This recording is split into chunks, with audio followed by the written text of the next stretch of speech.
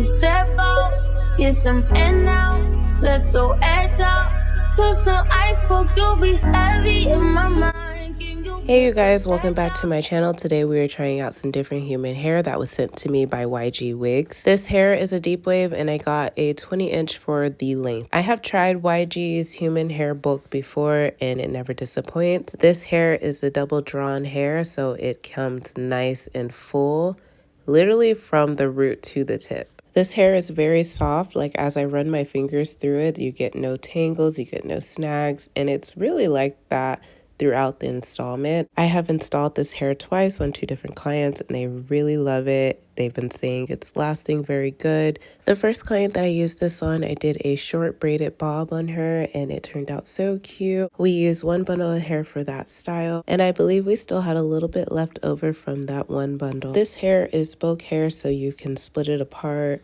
You don't have to cut it off of a track. And right here, I'm showing you that there is literally no small hairs. Like I'm pulling on this hair and I am almost halfway through the bundle and there is no small hairs that are pulling out, which is really good. That means you're getting full strands. You're not just getting small hairs throughout the bundle to make it look full. This is how the hair looks when it's wet. I just sprayed it down with my water bottle. This hair can be dipped with hot water since it is human hair, or you can just spray it down with your spray bottle and put mousse on it. Also, I thought it was important to measure out this hair. This is my first time doing this, so I measured it out with this little paper measuring tape I had, and without it being stretched, it's about 19 inches. Stretched, it's a little bit, tiny bit past 20 inches. Here's the hair after it dried down a little bit, and then let's get into the style that I have in my video today. So you guys, the first row that I did, I really had to just figure out what I was doing and how I can make it look the way that I wanted to, because this is kind of a new style for me to do. This is my 3rd time doing this style, so I'm still trying to perfect it a little bit, but I think I did pretty good on this time, so I'm going to show you guys what I did. I'm on my 2nd row. So the first row I did 3 of these invisible locks, and then now on my 2nd row I'm doing 5 because I wanted it to brick, and I'll show you later what I mean by brick. But I just parted my top section and I'm starting to twist down. I use both of my hands to twist, and I'm grabbing a little bit of hair as I'm twisting down on my section. It's like a flat twist. That's kind of what I was doing. Not a flat 2-strand twist, but literally just like a flat twist. And that's what worked for me. I've saw different techniques of people using it with the comb or literally just taking the section and twisting the whole thing as one. But for me, when I did that, it just was too loose for me. So I literally had to take one piece at a time and just twist it down. And when I get to the bottom, I have a little piece left over at the bottom that I use to make a tiny braid at the bottom of my flat twist, just to keep it tight and so that it doesn't unravel, because that was another thing that was a problem with me when I was doing this style. I'll do a really tight twist and then I'll let it go and it is literally like a poof. And I didn't understand that. So with me, a tiny braid helped. And it also helped when it came to feeding in this human hair. So after I got done with my tiny braid, I just feeded in a little strand of human hair and I braided it a little bit in. And that's just one side of my invisible lock. So for the next side, I'm going to do the same thing. I'm going to part out a tiny section at the start of my flat twist, and I am going to start twisting that little section, and I'm twisting going clockwise, and I'm grabbing a tiny bit of hair as I'm twisting going clockwise. And I'm just going to continue to do that all the way down that part that I parted out. And then when I get to the bottom of the flat twist, I'm going to take a little section that is not twisted into my flat twist and create a tiny braid at the bottom of my flat twist. And then another problem that I ran into doing this style was a little hard for me, is keeping the twisty at the root.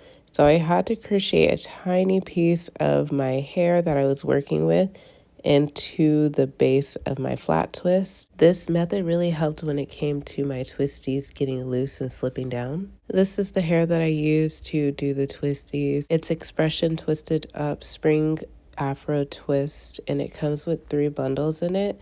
And I used the color 1B. It's 16 inches, I believe.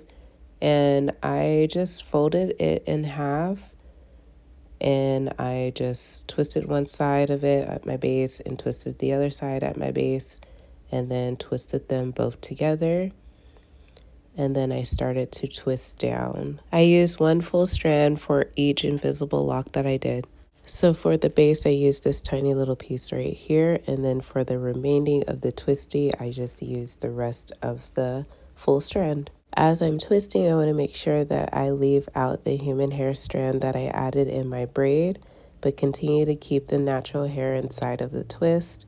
And then I'm just going to continue to twist down. For the ends of the twisties, I am Bantu knotting the ends, but I am not going to Bantu knot them until I put all of the twisties in. So for right now, I am twisting all the twisties down all the way to the end. When you are starting your invisible lock, you want to brick it. So in between your last row is the middle of your new row's invisible lock.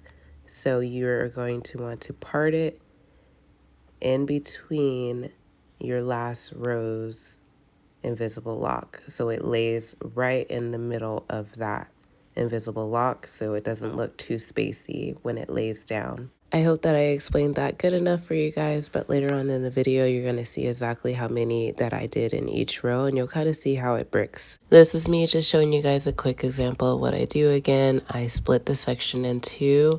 I take a small piece at the top, and I start to twist all the way down, and then I braid the very bottom of my flat twist just to secure it more so I don't have to worry about it unraveling on me.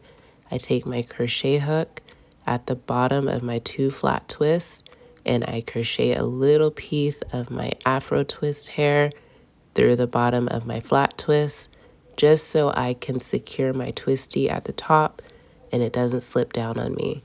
I twist one side of my twisty and twist the other side, and then I twist them both together to keep it nice and secure at the top of my flat twist.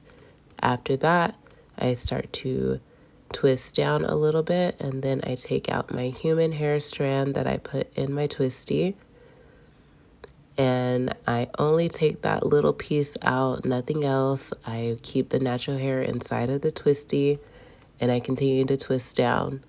I take a little bit of product just to keep the client's natural hair in the twisty and twist all the way down. This is just what works for me. I know there's a lot of different methods out there, but for me, it took a lot of different steps to make sure that my style was secure. I don't want my client to walk out and feel like things are just unraveling on her.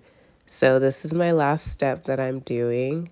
I'm taking the bottom part of the twisty and I'm measuring it to the point where I want it to be. And then I am flipping the twisty up and I'm wrapping down. I use my crochet hook just to secure the ends inside of the Bantu knot. Some people use rubber bands, but I use my crochet hook just for about anything. So here's me showing you again that I just reverse it up and I wrap down, and I continue to wrap down till I get to the very ends of the twisty. I stick my crochet hook through the bottom and I just tuck that end into the Bantu knot. And when you're taking these down, you'll just pull on the Bantu knot and you can pull out what you tucked in, or you can just cut it if your hair is short enough. This is a great style for people that have long hair and they want to do a bob option. You can just Bantu knot it up and it gives you that same type of short style without you having to cut your hair. This is the finishing touches. My client's getting her baby hairs laid down, and then I'm just cutting the human hair to the length of the twisties because I just like it to have one length and it gives it a nice fullness and a nice evenness throughout. If you want it to be fuller, you can always add a little bit more human hair or just more hair to your twisty to give it more thickness. But I love the way that these turned out. I'm just showing you how many I did in each row. The first one was 3. The second row was 5. The third row was 8. I thought it was 7, but it ended up being 8 invisible locks in that row. So it is 4 on each side of the head. So 1, 2, 3, 4. For the fourth row, it is 9 total. This is the most that I do in one row. And then after this row, the next row up will be less invisible locks. For the fifth row, it is 6 invisible locks in this row. And for the last 2 rows at the top, it is 3 invisible locks each on each side. And that is it for today's video. Thank you guys so much for watching, and I will see you guys next time.